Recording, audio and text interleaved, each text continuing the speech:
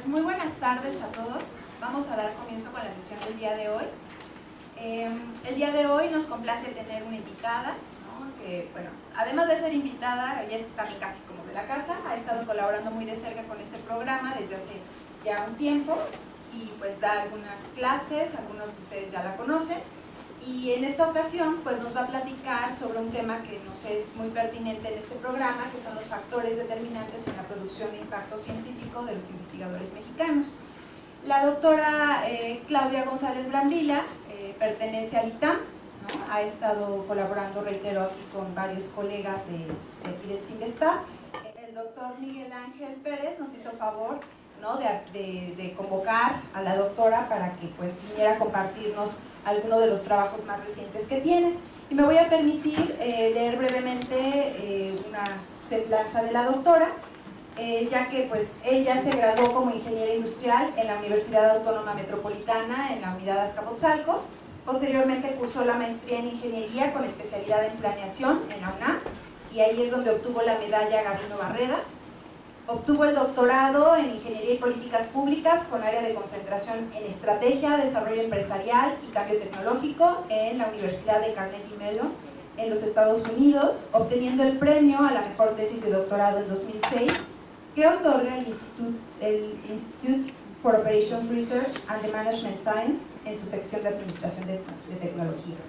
En términos profesionales, la doctora se ha desarrollado como analista en una firma de consultoría llamada Desarrollo, Tecnología y Planeación, pero también como coordinadora de planeación estratégica en el Instituto Tecnológico de Teléfonos de México.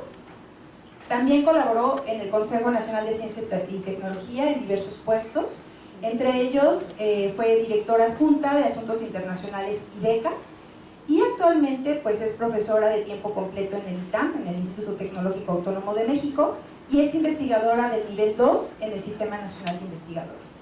En general, su investigación se centra en el análisis de la productividad científica, en la evaluación de políticas de ciencia, tecnología e innovación, y en el estudio de la economía del cambio tecnológico, ¿no? Que es una de las esferas de interés aquí en este programa. Entonces, doctor Miguel Ángel, me gustaría pedirle si por favor nos comenta un poco, ¿no? De la doctora, ¿no? Siempre lo que hacemos es también a través de que nos hizo favor de sugerirle a la invitada o invitado, que nos comente un poco de la experiencia o la colaboración que ha tenido y las contribuciones propiamente de la investigadora aquí en el programa.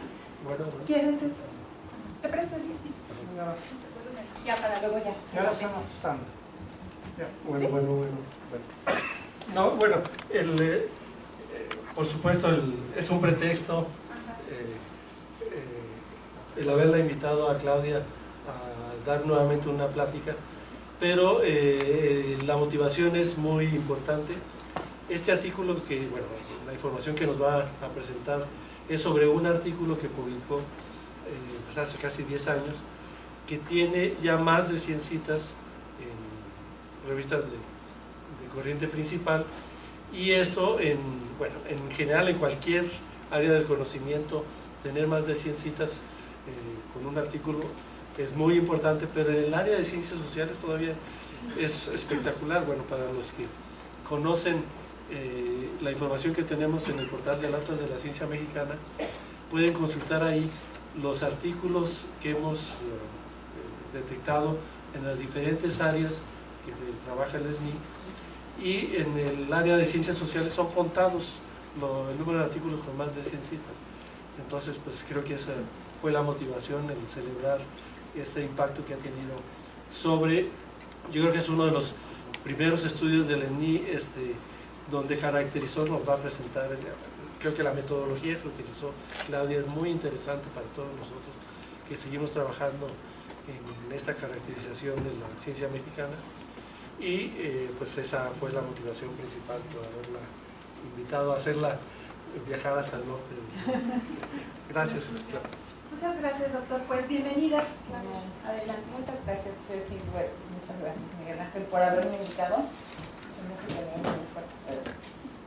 Efectivamente, este artículo no es nuevo, ya tiene 12 años de haberse publicado, pero bueno, a petición del doctor interesan, pues les voy a presentar el artículo, que aunque pues un poquito viejo y pues de todas formas creo que sigue vigente, pues toda la parte, incluso la importancia de las publicaciones sigue en aumento. Bueno, la agenda del día.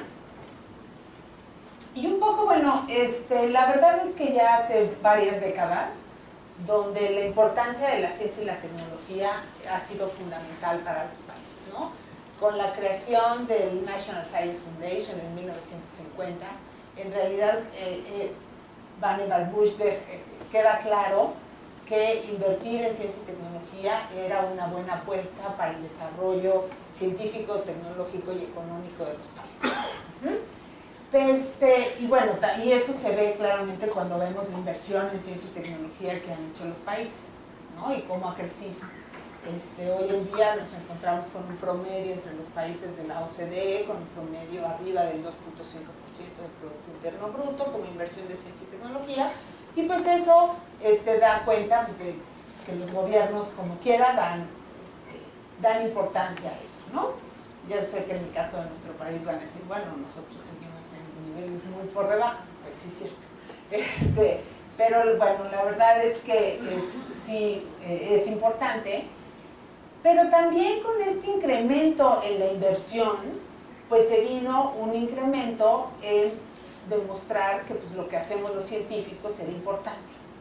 Entonces antes, digamos, todavía en los 70s, 80s, la verdad es que cómo medían la productividad de los investigadores, pues en realidad no era como todo un tema, ¿no? Conformar recursos humanos, con pues, tener proyectos, vinculación, etcétera, las autoridades y la sociedad se daban por bien servidos.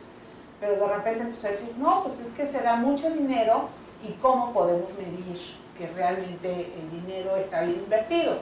Más a sabiendas que hay otras áreas como salud, pobreza, etcétera, donde la evidencia de que la inversión reditúa pues es mejor, ¿no? Es más clara. Entonces, ahí con eso empieza se le empieza a dar una importancia a las publicaciones, a las citas, se crean estos índices con muchísimo éxito. Hoy en día, pues Scopus y Web of Science, sobre todo Web of Science, pues ya es como todo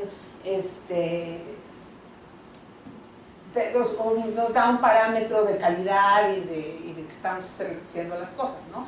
La verdad es que, digamos, si nos remontamos a los 70s, pues Easy en ese entonces pues, no era como la referencia que es hoy en día, ¿no? Entonces, las publicaciones y las citas, con todo y que no son la medida perfecta de todo lo que hacemos, pues la verdad es que sí son una medida objetiva de nuestro trabajo científico. Entonces, pues hoy en día nos sirve para estar en el SNI, todos sabemos que hemos metido papeles al SNI, que las publicaciones, con todo y que la formación de recursos humanos es importante, pues las publicaciones siguen siendo la medida principal. También cuando competimos por proyectos, pues ven nuestro currículum y no solo ven el nivel que tenemos en el SNI, sino también ven la cantidad de publicaciones que tenemos, y eso, como quiera, no solo la calidad del proyecto, sino la calidad del investigador es lo que hace que se otorguen o no los apoyos a la investigación. También para reclutar y promover investigadores, los que están en el mercado de trabajo se darán cuenta que pues, una de las medidas más importantes para obtener trabajo es cuántas publicaciones traes atrás. Da prestigio a las instituciones, por supuesto, y hay evidencia que también sirve como un canal de comunicación con la industria. Sin embargo, en ese entonces, estamos hablando de inicios de los 2000, cuando empecé a trabajar en esto, pues la verdad es que había muy pocos trabajos de productividad científica y de publicaciones. Y la razón principal es que la verdad es que era muchísimo trabajo, y los que ahorita están trabajando en publicaciones se siguen enfrentando a cuánto trabajo es normalizar e identificar qué investigador tiene tal publicación, ¿no? Entonces hacer el match entre los nombres pues era complicadísimo, hoy en día sigue siendo complicado. Entonces eso hacía que pues, la verdad era meterse como a buscar una abeja una aguja en un pajar y era muy complicado y había muy pocos trabajos de productividad científica. Entonces, pues si todos nos preocupamos por la productividad y nos interesa tanto cómo producimos los investigadores, porque pues, podemos predecir qué tanto se publica, podemos diseñar políticas que promuevan la productividad, hacer un uso más eficiente de los recursos destinados a ciencia y tecnología, comparar la productividad entre distintas áreas de investigación, instituciones, países, ver la evolución que ha tenido las diferentes disciplinas y áreas del conocimiento, no solo en nuestro país, sino con otros países. Entonces, usar las publicaciones pues tenía mucho sentido, ¿no? Empezar a analizar cómo es que publicaban los investigadores. Entonces, pues yo me di a la tarea a ver, bueno, ¿qué se ha hecho con respecto de la productividad científica, ¿no? ¿Qué estudios ha habido? Y entonces me encontré que había estudios que habían analizado la edad de los investigadores, ¿no? Dos estudios, ¿no? Uno para Estados Unidos, otro para Francia, y entonces lo que hacían es ver si realmente había una U invertida donde los investigadores pues eran productivos y eventualmente pues caía su productividad por cuestiones de edad, ¿no? También pues, los estudios de género, en realidad ahí sí había muchos artículos donde se analizaba cuánto menos publicaban las mujeres que los hombres. Hoy en día pues ya estamos viendo que la verdad es que ese gap se ha ido reduciendo, pero en ese entonces todavía era muy amplio. Imagínense, las mujeres publicaban entre el 26 y el 91% menos que los hombres. También había un estudio sobre educación donde había evidencia que los egresados de las universidades más prestigiadas, con experiencia como asistentes de investigación, pues trabajaban y eran más productivos, ¿no? Aquí, pues, por supuesto que había un problema de selección muy importante, porque pues, si uno va, lo admiten a una universidad muy prestigiosa y trabaja con un super investigador y además es su asistente de investigación, pues va a publicar muchísimo y va a conseguir un buen trabajo, entonces pues se crea un círculo virtuoso, ¿no? Bueno, también había algún estudio de efecto de cohorte, y esto quiere decir, más que generación, se habían analizado cuando había cambios importantes en el conocimiento. No sé, la biología molecular, que seguramente aquí hay algún experto en biología molecular, cambió muchísimo a raíz de que pues, se descubrió el DNA, ¿no? Entonces ahí pues, había todo un cambio de paradigma. Y después, pues a raíz de que se empieza a hacer todo el código del genoma humano, pues, viene otro cambio de conocimiento, ¿no? Entonces viene cómo es que cambian las publicaciones a medida que cambian los paradigmas de cierta disciplina. Y entonces ahí pues, no se había encontrado evidencia, y bueno, los países que se habían estudiado eran Estados Unidos, Francia e Israel. Entonces, pues yo me di a la tarea, gracias a que tuve acceso por trabajar a la base de datos del SNI, a una base de datos histórica y después a la base de datos de todas las publicaciones del ISI, hoy Web of Science. Entonces tenía información a nivel personal de los investigadores, y entonces la idea era ver qué características tenían las personas que más publicaban en términos de publicaciones, ¿no? Y después pues hacía el ajuste por calidad, considerando el número de citas.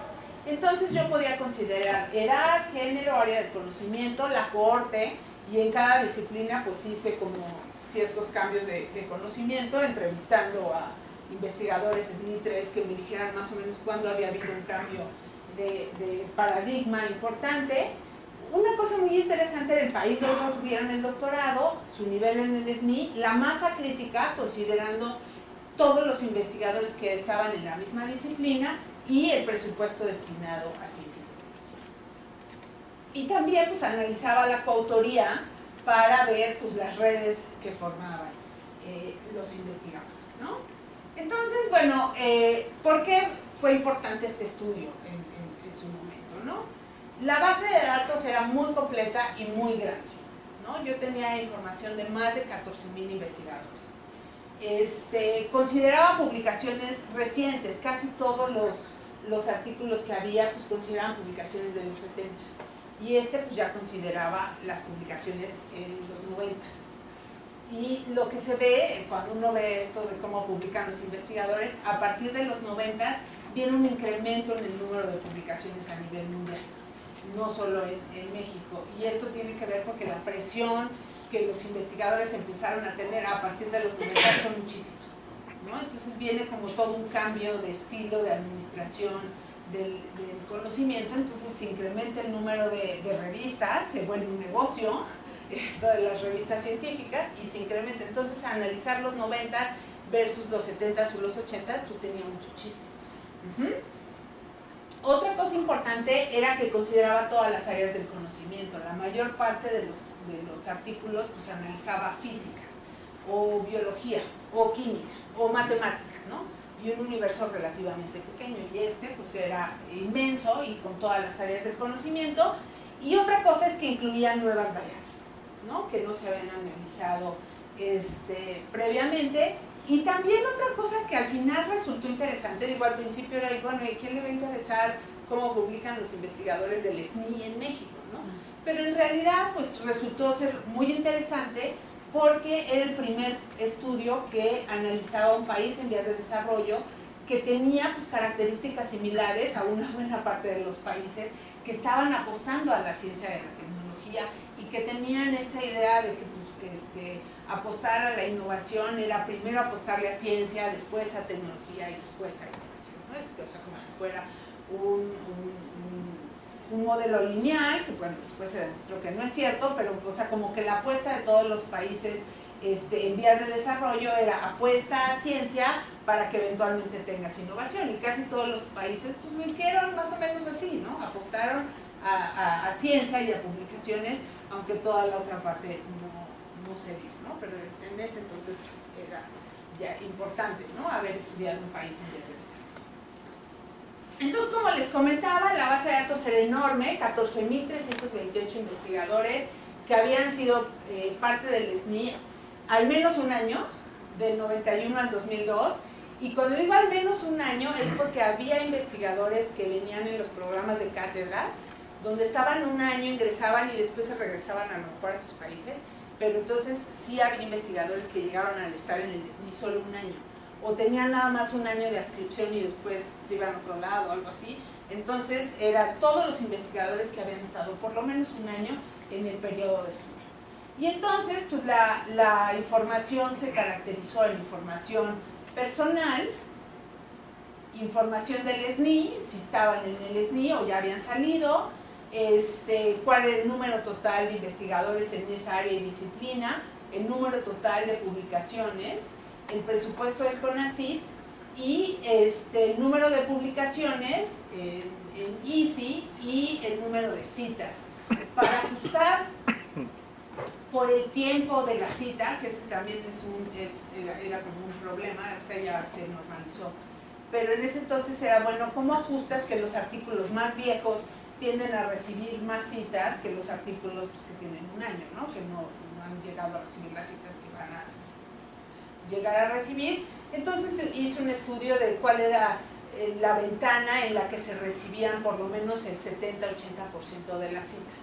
Y resulta que en los primeros 5 años de publicado un artículo llega a recibir aproximadamente el 78% de sus citas, y ya en los siguientes años pues, sigue recibiendo muchísimas citas, pero ya muchas menos, ¿no? Entonces, pues yo creo que yo ya llegué al límite de citas, ya voy a recibir una que otra de vez en cuando, ya es un artículo viejo, pero entonces decidí tomar el número de citas que un artículo había tenido en los 4 años posteriores a su publicación. Entonces, bueno, ¿cómo habían estado la distribución en esta enorme base de datos? Por área del conocimiento, pues estaba más o menos equilibrada. Ciencias de la salud siempre ha sido un área chica, sin embargo ha sido la más productiva en términos de publicaciones. Esta es la evolución del promedio de publicaciones en ICE por año por miembros del SNI, porque ya después de haber hecho el match de cómo publicaba, pues como tenía publicaciones de los 80s, aquí no están todos, digo en el 84 se creó el SNI, pero aquí no están todos los investigadores que estaban en el Mi base del SNI empieza en el 91, pero consideré las publicaciones de esos investigadores tiempo atrás, ¿no? Entonces, pues se ve cómo ha crecido y si ahora vemos, pues en realidad ya nos vamos muy por arriba, ¿no? Sí ha crecido muchísimo el número de publicaciones y, bueno, de investigadores en el SNI. Esta es la evolución por nivel y entonces, bueno, se ve que había muchos candidatos. Aquí cae el número de candidatos porque en el 94 se da el cambio de reglamento que exigía a los candidatos tener el grado de doctor. Entonces, pues nada más fue el fin de terminar su periodo, porque la ley no fue retroactiva. Por eso es que se cae tanto el número de candidatos, ya no vuelve a crecer, y el número de SNI 1 pues sigue creciendo muchísimo. Más o menos en proporciones yo creo que se mantiene a pesar de que el SNI ha crecido tanto. Aquí está la movilidad que yo saqué, de cuántos salían, cuántos ascensos, descensos. Se ve que las salidas pues en realidad eran relativamente pocas y la mayor parte de los investigadores pues, se mantenían. Había pues, ascensos y estas eran las nuevas entradas. Aquí donde se veía mayor movilidad pues eran los candidatos. Este es el año base y aquí se ve la gran salida de candidatos que no tenían el nivel de doctorado.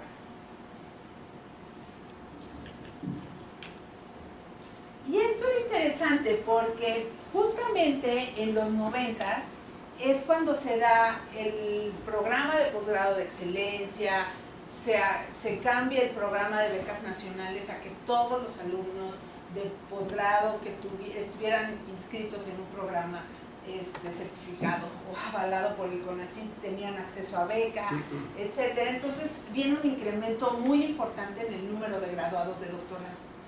Entonces yo lo que quería ver era si el crecimiento del SNI en realidad se debía a la gran cantidad de graduados de doctorado de las instituciones de educación superior de nuestro país. Y entonces lo que era interesante es que las entradas del SNI estaban por arriba que los graduados. Y este es el efecto de los programas de cátedras, donde trajeron a muchísimos investigadores de otros países e ingresaron al SNI. Pues aquí René seguramente se acuerda de eso. Claudia, Ajá. como Sí. hay mucha gente joven, sí tienes que aclarar que esas No son cátedras las- no son las actuales cátedras. Ah, sí, cierto, tienes toda la razón. Tiene el mismo nombre, pero bueno, en 1991, con el programa de apoyo a la ciencia en México, el primer préstamo al Banco Mundial de apoyo a la ciencia en México se da en 1991 y se abrieron varios programas. Yo creo que de los más importantes fue repatriaciones, que hubo muchísimos, también por supuesto que es efecto de repatriaciones, y había otro que se llamaba cátedras patrimoniales, ¿no? Ajá. Y entonces era para investigadores consolidados en otros países que quisieran venir a laborar en México. Y el CONACYT les pagaba, si no mal recuerdo, el primer año, en lo que las instituciones generaban la plaza y después los contrataban las instituciones de educación superior. Y bueno, esto fue un previo acuerdo incluso con la Secretaría de Hacienda que habría plazas nuevas. Entonces en ese momento vinieron varios latinoamericanos y en la base de datos se ve el gran incremento de latinoamericanos, chilenos, argentinos, españoles, pero también vinieron muchos de Europa oriental, vinieron muchos rusos, muchísimos rusos. Sobre todo en áreas de matemáticas, físicas, pues era donde los rusos tenían muchísima experiencia. Entonces aquí se ve el efecto cátedras patrimoniales y repatriaciones, y bueno, aquí ya se ve como el efecto graduado pues se va acumulando, pero en las ciencias sociales y humanidades, donde hubo muchas menos cátedras patrimoniales, incluso yo no sé si las cátedras patrimoniales eran exclusivas para ciencias duras. ¿También había para ciencias sociales? No recuerdo. Creo que eran ciencias. Tengo la impresión de que nada más era para ciencias duras e ingeniería. Y aquí pues justamente se ve que las entradas del SNI pues son mayores, pero en realidad en muy poca proporción, y aquí claramente se ve que los graduados pues son los que están entrando al SNI.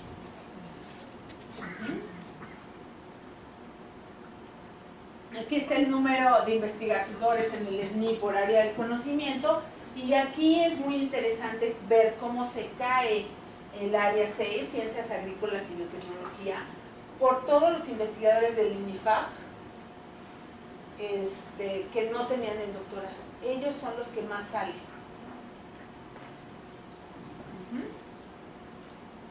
Es el área claramente que más cae, y también ingeniería. La ingeniería tiene un repunte más fuerte. Bueno, y aquí esto es interesante porque es la proporción de publicaciones mexicanas en las que participan SNIs. Y entonces aquí lo que se ve, y ese fue el comentario que les hacía hace un momento a los que están haciendo el estudio de ciencias sociales, aquí se ve como en ciencias exactas, física, pues más del 90% de las publicaciones en ICI son de miembros del SNI, ¿no? Va cayendo un poquito. Pero lo que es muy interesante es cómo las ciencias, las ciencias agrícolas, pues aquí se cae un poco por esto de la salida, pero en ciencias sociales y humanidades, ¿qué es lo que se ve acá? La línea azul, hay muchísimas publicaciones en ICI, en ciencias sociales, de investigadores que no son miembros del SNI. Entonces, yo siempre me quedé con la curiosidad, por eso les decía que me invitaran a participar, porque era interesante saber, bueno, ¿por qué si en ciencias exactas o en ciencias más universales la mayor parte de las publicaciones son de miembros del SNI? O sea, ¿qué investigadores están publicando en ICI pero no pertenecen al SNI? ¿O qué razones tienen para no pertenecer al SNI?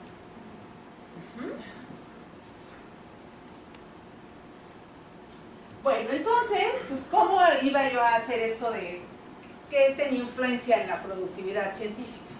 Entonces, sin ser economista, pues me puse a estudiar economía y hay modelos econométricos, y entonces llegué a la conclusión de que pues, un modelo podría ser, si las publicaciones varían por investigador por tiempo, pues entonces esas publicaciones iban a ser función de variables que variaban por investigador en el tiempo, de variables que solo variaban por investigador, y pues los errores ya sea solo variando por individuo y otro por individuo tiempo.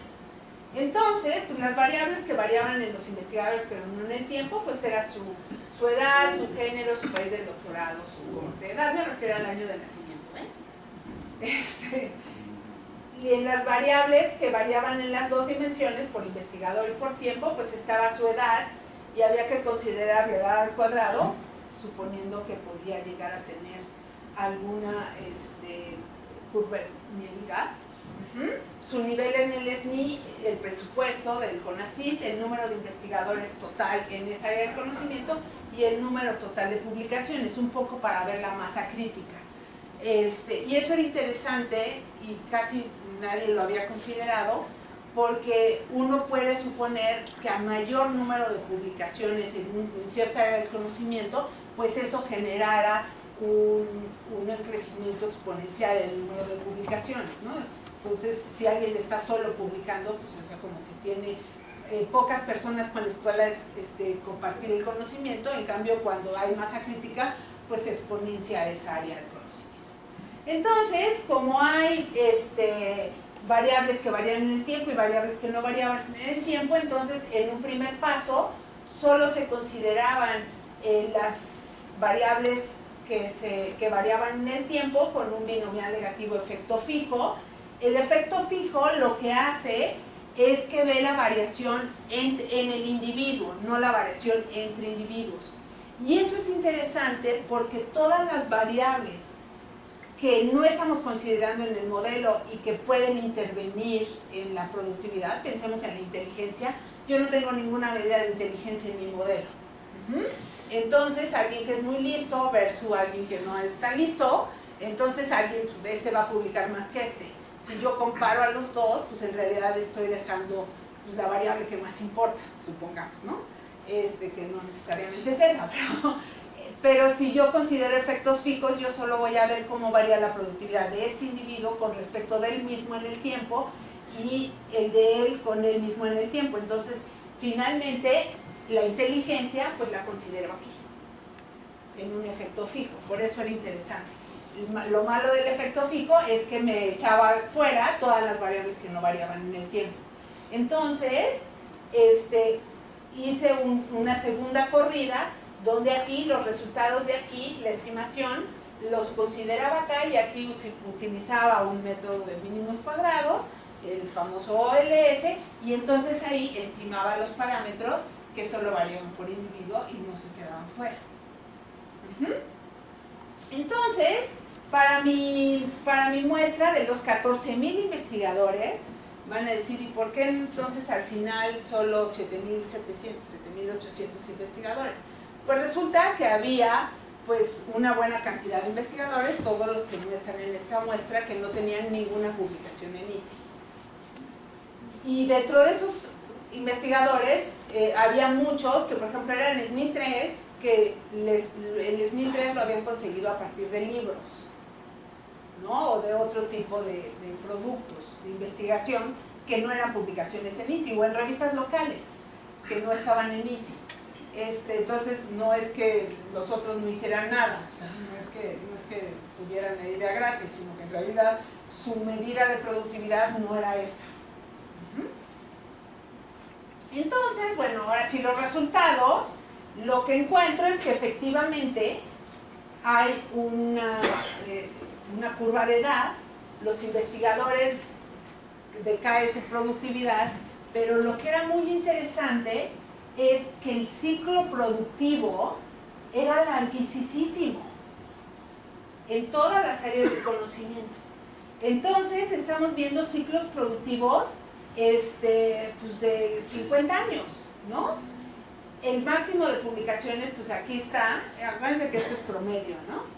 Y la edad de máxima productividad en estudios anteriores se había visto que era entre los 40 y los 45 años. Que en casi todos los estudios productivos lo que se ve es que el máximo de productividad, incluso en dinero, se da en los 40. Y aquí siempre es en los 50. Entonces, lo que yo podía concluir es que el hecho de que la gente no se jubile por no perder el SNI, y bueno, además otras prestaciones que van con la adscripción institucional, que es una buena parte del salario, en promedio es el 30% del salario de los investigadores, ¿no? Entonces los investigadores tienden a no jubilarse y tienen que seguir mostrando una productividad. Entonces, por eso la curva de edad en realidad se ha movido y los investigadores alcanzan el máximo de productividad ya incluso después de los 50. Yo quiero hacer este estudio ahora, que ya ha pasado tanto tiempo, porque entonces voy a ver si realmente se ha seguido moviendo la curva o si se mantienen las condiciones, a pesar del gran crecimiento del SNI y de la cantidad de gente joven que entraba al SNI. Entonces la próxima vez que me inviten ya les voy a traer la nueva versión. Ajá. Bueno, entonces, ¿cómo se comparaba México con otros países? Bueno, aquí está. Los otros estudios incluían solo física, entonces yo hice una submuestra de física para ver cómo se comportaba y poderlo comparar. Entonces, bueno, aquí está el estudio de México, el mío, el de Estados Unidos y el de Francia, y entonces aquí se veía el máximo de publicaciones. Considera publicaciones de los 70, ¿no?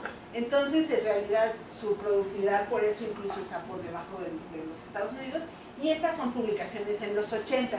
Ahí ya se veía un incremento en la productividad de los investigadores, y estos son los 90. Entonces, es importante, no es el mismo periodo de tiempo el que se estudia. Pero el declive de edad aquí inicia a los 55, allá a los 45 y allá a los 50. Y aquí en cuestión de las mujeres, el de Estados Unidos no lo considera, y en Francia publicaban menos 0.9 artículos menos, y aquí nada más menos 0.18.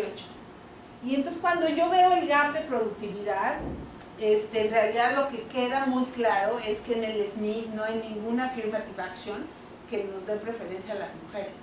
es la misma tabla con la que miden la productividad de los hombres que las mujeres. El gap es súper poquito.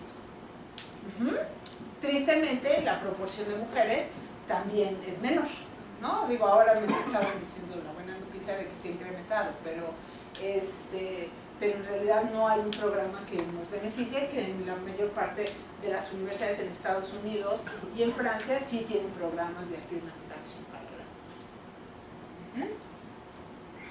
Bueno, y entonces otra cosa que era interesante era comparar la productividad de los investigadores del SNI con los investigadores en Estados Unidos, pero bueno, si yo estaba considerando los investigadores más productivos de nuestro país, pues tenía que considerar una muestra, pues en Estados Unidos no hay SNI, ¿no? Entonces, ¿cuál podría ser la muestra y que consiguiera datos?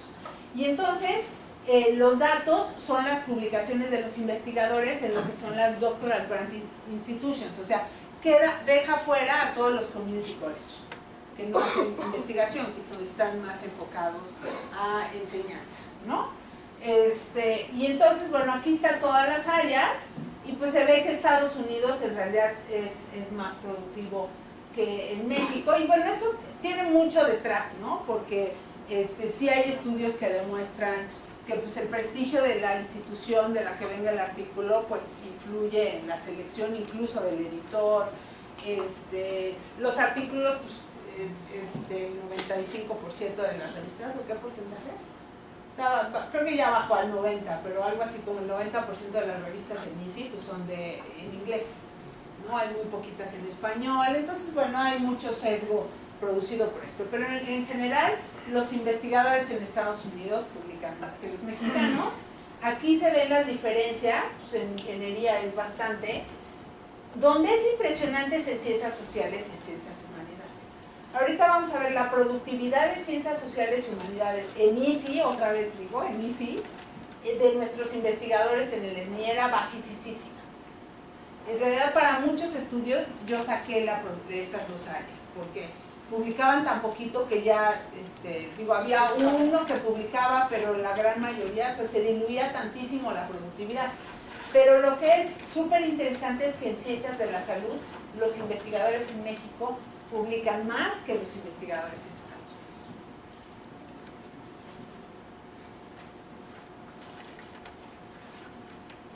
Bueno, entonces, ¿qué explicaciones podía encontrar de los resultados de mi estudio? Bueno, primero, que tenía que ver con el SNI, que pues ya se los dije. En realidad el SNI sí promueve que la gente siga publicando. Luego, otra cosa que podía ser probable era que los investigadores, en México hay efecto de casi casco, y pues se ha intentado hacer algo que sigue vigente, es que los investigadores en realidad son dueños de la infraestructura, ¿no? Los laboratorios no es el laboratorio de la UNAM, de no sé qué, es el investigador no voy a decir, ¿no? Pero en realidad era como el individuo el que era dueño del laboratorio. Entonces el que entraba al laboratorio a hacer un experimento, pues en realidad tenía que poner al dueño del laboratorio como coautor. Y eso sí se veía mucho, pero era muy difícil demostrarlo, ¿no? Sí, además más sin herir susceptibilidades. Yo todavía se comprobará en una investigación futura, pero en realidad es como muy difícil medirlo.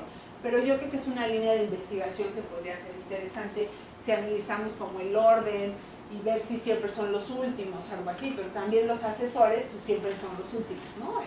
Entonces, los investigadores se van moviendo del primer autor al segundo, al tercero, al cuarto, ¿no? Pero una hipótesis que era interesante de ver cómo se había trasladado era pensar o suponer, que además es un hecho, que los investigadores en México obtienen el doctorado 5 o 10 años después de que lo obtienen colegas en Francia o en Estados Unidos. En realidad en Estados Unidos nosotros vemos doctores de 26 años y en cambio en México pues a los 30 y tantos años empezamos el doctorado, ¿no? Entonces, digo, no todos, pero en promedio la edad de inicio del doctorado sí es posterior y por supuesto la obtención del doctorado también. Entonces lo que hice fue hacer una muestra de aquellos que habían obtenido, como mi muestra era tan grande, sí pude hacer una submuestra de aquellos que obtuvieron el doctorado antes de los 30 y después de los 30 y ver si había diferencia en el máximo de productividad entre los jóvenes doctores y los que no. Y en realidad no se encuentra una diferencia significativa. Con respecto de género, las investigadoras publican, fíjense, solo 0.08 publicaciones, artículos menos por año, o sea, prácticamente nada. Pero miren la proporción de mujeres en ese entonces, chiquititita.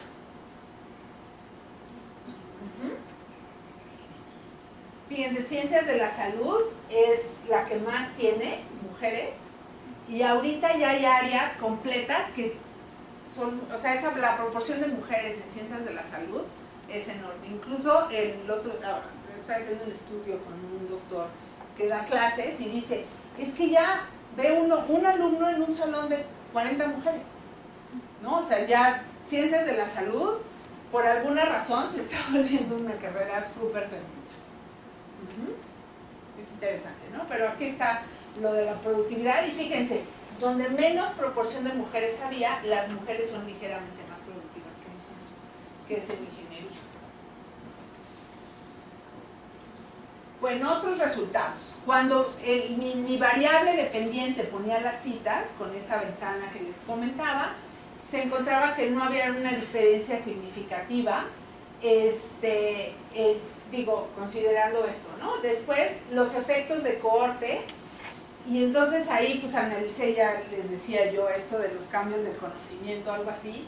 Yo lo que quería ver era si realmente la gente que se había graduado antes de las grandes booms del conocimiento, digamos antes de los 90s, llegaba a tener más conocimiento simplemente porque había más revistas y más acceso, porque también justamente en los 90 pues viene la apertura de internet, ¿no? A nivel comercial. Entonces uno se podía esperar como que publicaran más, y también esperando que los que se graduaron después pues tenían mayor presión por publicar. Los graduados de instituciones nacionales tenían que graduarse, bueno, ustedes, los que no se han graduado, los que se graduaron hace poco, para graduarse tienen que presentar su publicación, ¿no? A mí no me tocó que me presionaran así. Y yo me gradué en los 2000. O sea, en Estados Unidos no te piden una publicación para graduarte, aquí sí. Entonces definitivamente están en mayor presión por publicar. Luego, algo muy curioso es que el país donde obtuvieron el doctorado no se encontró una diferencia significativa. Y platicando con personas así que trabajan en estas áreas, decían, pues sí es curioso, porque se supone que la red con la que uno empieza a interactuar pues se amplía si tú te vas al extranjero que si te quedas en el país. Entonces, un poco se podía atribuir a que la proporción de los investigadores que obtuvieron el doctorado en el extranjero en realidad variaba mucho.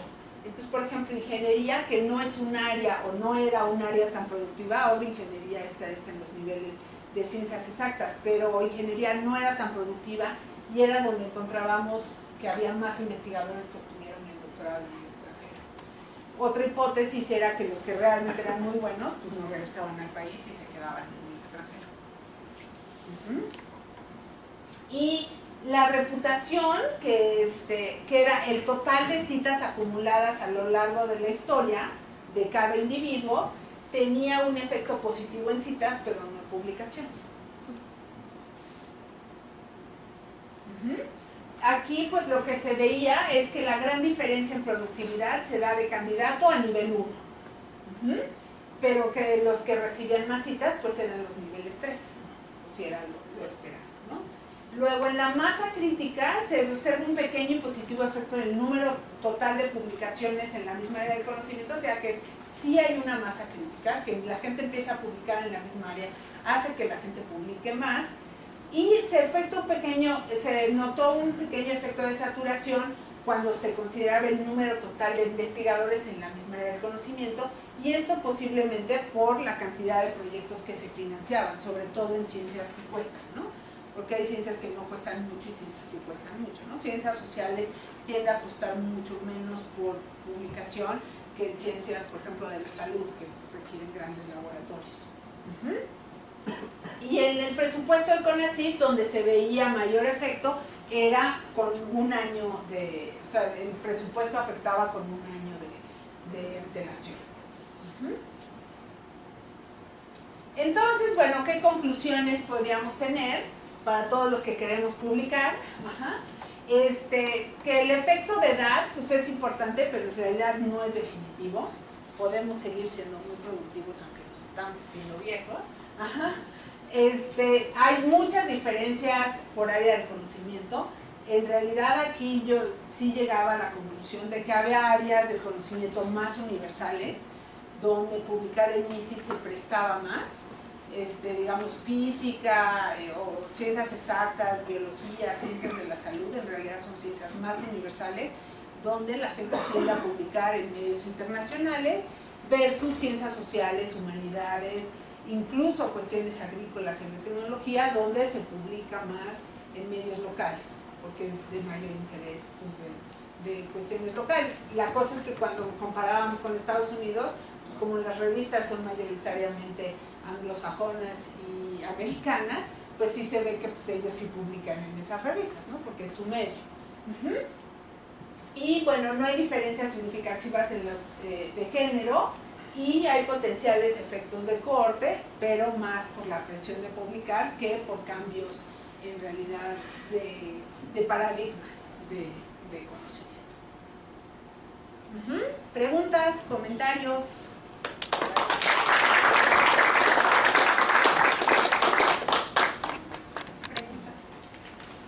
¿Preguntas?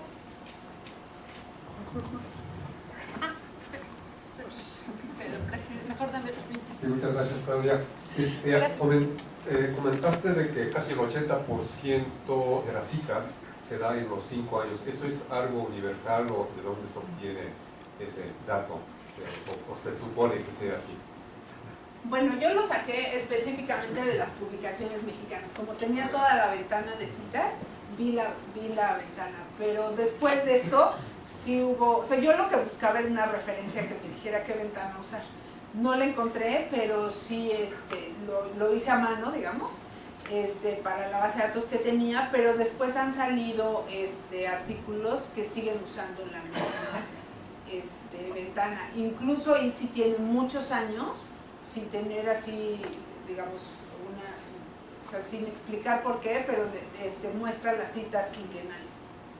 Otra pregunta, de la referencia de investigadores mexicanos, el pico fue a los 50, pero significa que todos los investigadores que están aquí tuvieron esa edad o se pasaron, o sea, o habría jóvenes o no.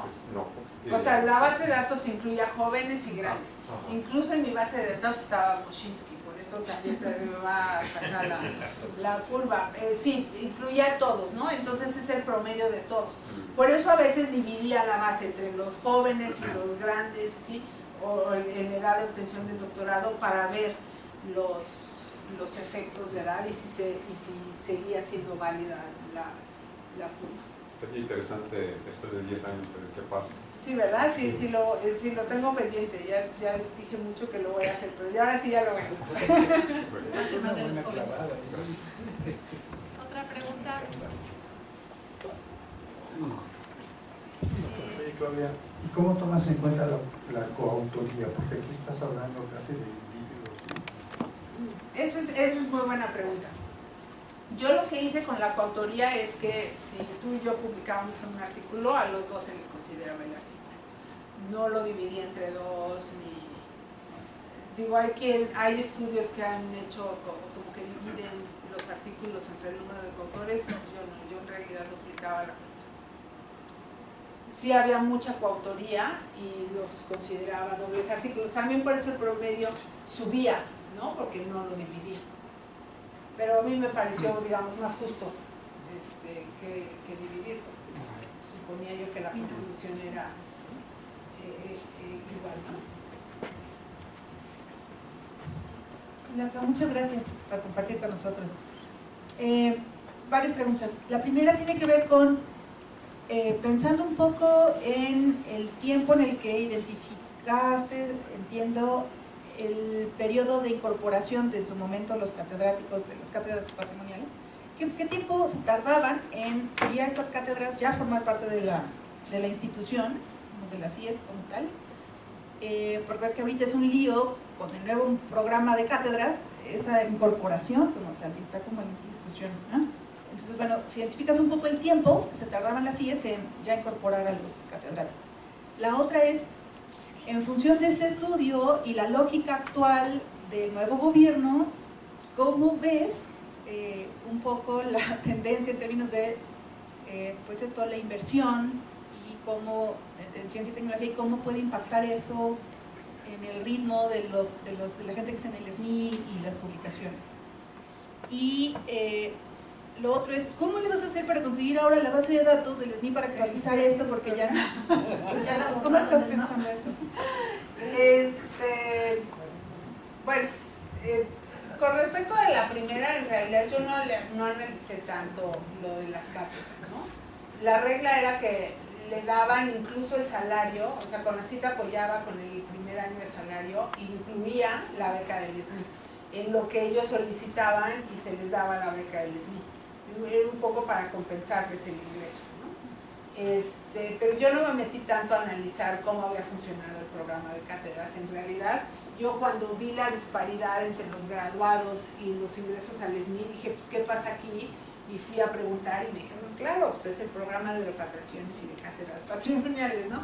Pero yo no me metí tanto a analizarlo. En realidad era un poco para encontrar una justificación de por qué las entradas al SNI eran mucho mayores que los graduados, ¿no? Con respecto de, bueno, ¿qué va a pasar? Y eso, híjole, la verdad es que todo lo que yo te diría sería como especulativo, ¿no? Tengo muy pocos elementos para presumir qué va a pasar y lo de las cátedras y eso, pues yo entiendo que son más bien ambigüedades legales. La verdad es que no tengo elementos como para dar una opinión fuerte. Me di muy polite.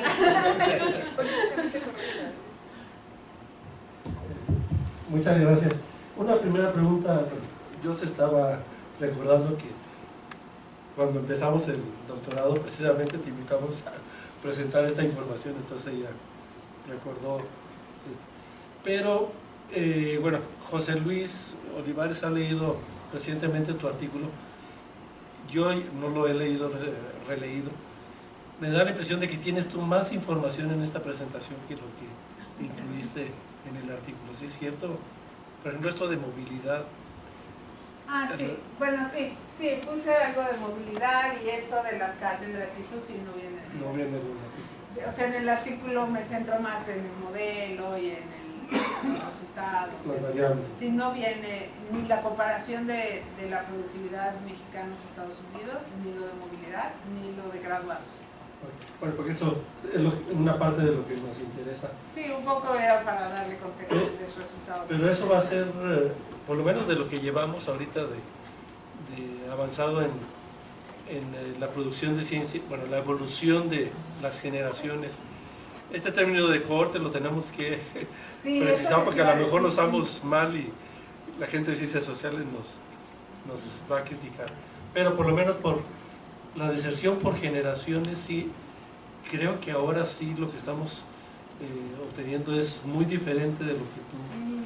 Aunque tú lo haces año por año, o sea, nosotros lo estamos acumulando por 10, 12 años, que lo que nos está resultando es de que la deserción es muy alta por una generación que puede ser hasta el 50% de los que entraron en un año, 12 años o 16 años después, la mitad ya no está. Eso... Sí, yo voy a buscar bien el estudio y luego se lo voy a compartir a José Luis, porque sí, como que yo había obtenido datos de que la movilidad era relativamente poca, o sea que es un sistema como muy estable, ¿no? Y permanente, pero sí voy a buscar incluso la metodología y todo y para verlo ya con detenimiento. Bueno, y eso sí puede ser muy interesante en cuestión de políticas públicas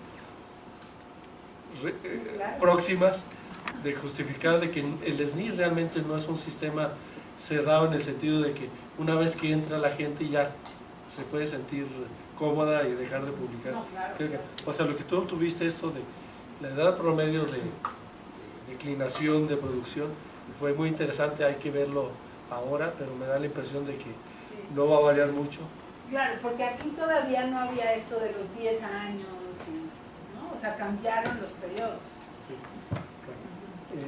Y el otro, es que hay, bueno, tú, esta información que tuviste del número de graduados, también nosotros creo que lo podemos, por lo menos la NUYES sí publica cifras así, aunque yo dudo que sean muy confiables, pero bueno, con cierta estimación de error se podrían utilizar. Pero actualmente, bueno, René, que posiblemente tenga más percepción de la evolución, me da la impresión de que el crecimiento del SNI es más o menos del 10% cada año. O sea, ahorita son casi 30,000 y están aumentando en 2,000 más o menos por año, pero el número de graduados de nuestros programas de doctorado ya es del mismo número, o sea, 2,000, o sea, no puede ser que solamente se estén nutriendo de nuevos graduados, sino que también deben de venir de fuera, o sea, creo, entender eso, que creo que va a ser consistente con nuestro índice de migración del SNI tan alto que estamos obteniendo, por lo menos en las dos áreas, ciencias sociales y físicas, nos sorprendió. Y el otro es este indicador que tienes del porcentaje de las publicaciones que vienen de los miembros del SNI. Que eso, bueno, Gaby Dutreni sí se interesó también mucho cuando estuvo en el foro consultivo. Creo que eso también lo podemos ahora comparar. Claro. Y creo que por lo menos en la que estamos estudiando en ciencias sociales, puede ser que haya incrementado. Creo que ahora ya se ha transmitido, que es lo que dice Manuel Gilantón en su artículo reciente sobre el SNI, de que si es, bueno, Dado me puede corregir, si es un espejo, una imagen de espejo en ciencias sociales, lo que están haciendo ahora con respecto al área de ciencias exactas, de que está tratando de imitar a la producción de los investigadores que publicaban mucho en revistas, que antes no lo hacían, o no es así. Entonces eso también yo creo que va a ser interesante. Y el otro que también nos interesa, bueno, que lo acabas de decir hace rato en la reunión del grupo, es la evolución, la caracterización por áreas, por instituciones. Eso creo que también nos va a servir mucho.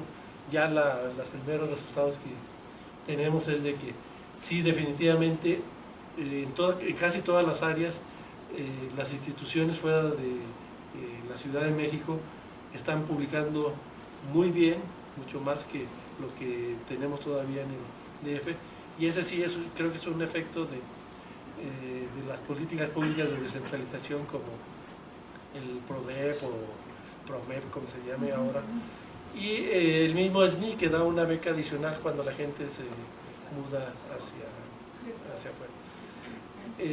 Lo que a mí creo que va a ser muy difícil de estudiar es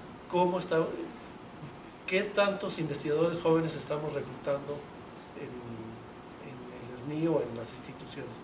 Y la impresión que tenemos es de que, creo que Julia Tagüeña, en su última plática que le escuché sobre las cátedras CONACYT, ahora sí las cátedras actuales, es que ya tenían 4,000 o 5,000 fichas de gente que quería competir por esas cátedras. Que, bueno, o sea, la mayoría fuera de México, o sea, no tenemos como ocurrió en tu estudio, un fondo que promueva la incorporación relativamente directa, no fácil, pero para incorporar a la gente joven y menos que nos facilite a los viejos, el jubilado, para abrirle las plazas nuevas a los investigadores. Esa parte creo que va a ser crítica en el desarrollo de la ciencia en el futuro cercano. A mí me gustaría también comentar algo que concuerda con tus resultados, de que no encontraste mucha diferencia entre los graduados en Estados Unidos con respecto a los graduados locales. En física nos interesó mucho ese aspecto, como empezamos nosotros a digamos, exportar estudiantes graduados en nuestro programa de maestría que querían irse al extranjero, el glamour, el prestigio de graduarse en una institución. Entonces nos interesó comparar la productividad de los que se quedaban de los egresados de nuestro programa de maestría, que se quedaban con nosotros con respecto a los que sí. Y creo que esa muestra pues era bastante uniforme porque tenían el sello de formación básica del mismo origen, y lo que encontramos fue algo similar, o sea que no había gran diferencia entre los que se graduaban en México con nosotros de los que se fueron al extranjero y luego regresaron, por supuesto. Entonces eso demuestra que sí hay ciertas áreas donde ya se está imprimiendo cierta cultura de producción sistemática, que en el SNI, si dejamos de publicar, pues nos cortan. Entonces esa parte... Esa es la cosa, que la presión por publicar es pareja para todos. Entonces eso es todo de mi parte. Muchas gracias. Gracias. ¿Alguna otra pregunta o comentario? Edith.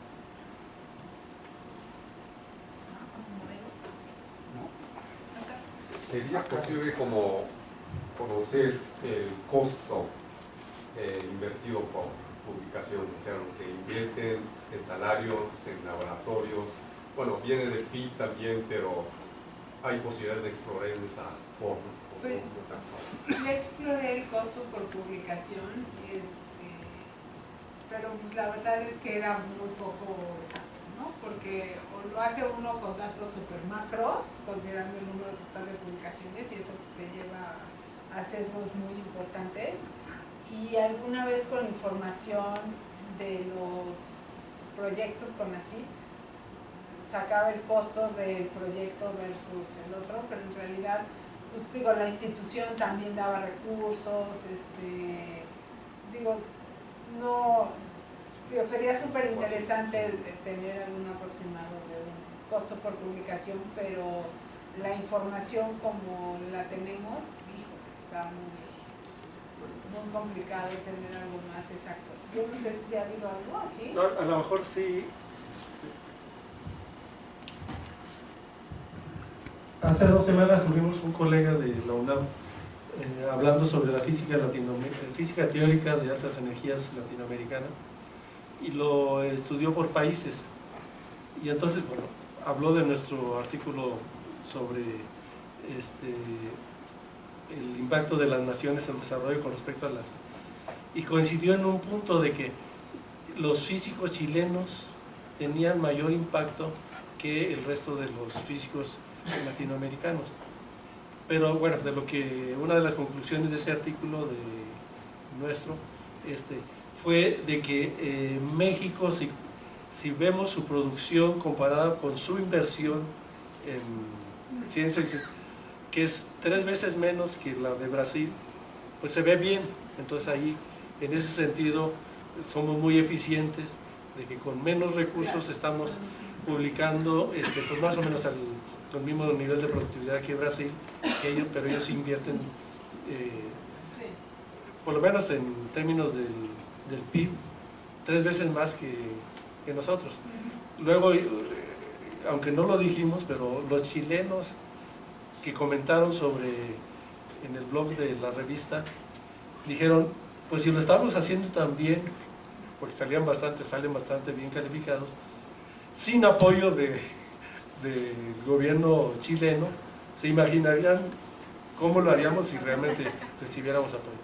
Bueno, entonces el problema de comparar estos indicadores relativos es de que algunos de los diputados locales, actuales, podría decir, bueno, pues si les empezamos a reducir más Igual el son más presupuesto, van a exigentes. producir todavía más. Entonces la parte negativa de ver estos indicadores. En datos Diferente. agregados a nivel país, sí tenemos un estudio comparativo, pero son muy agregados. O sea, es todas las áreas de conocimiento.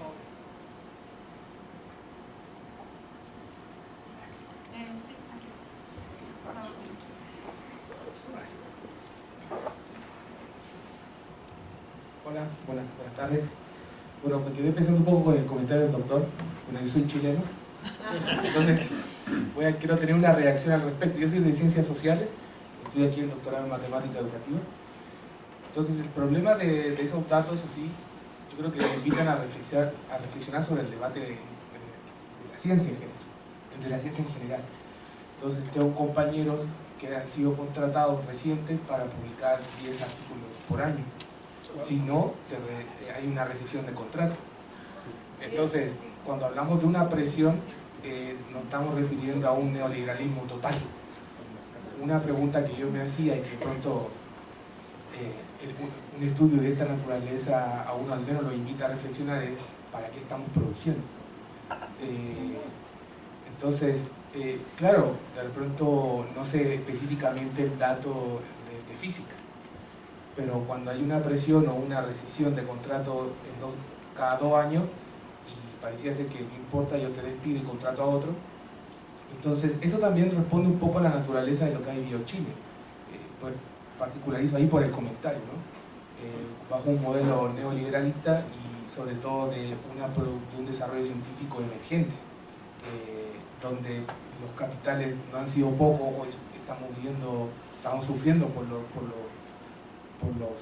recortes que han habido en el último tiempo, y sin embargo hay una exigencia de por medio, en el medio del contrato. Algo que me pareció interesante y convendría, yo creo que ojalá poder tener datos pronto. Yo pensaba mucho en el valor costo de las ciencias sociales respecto al costo de producción, digamos.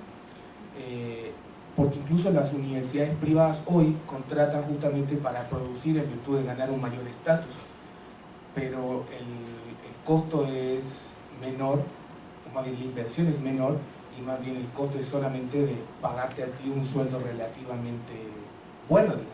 O sea, pero no hay una inversión paralela hacia poder producir mayor conocimiento determinado.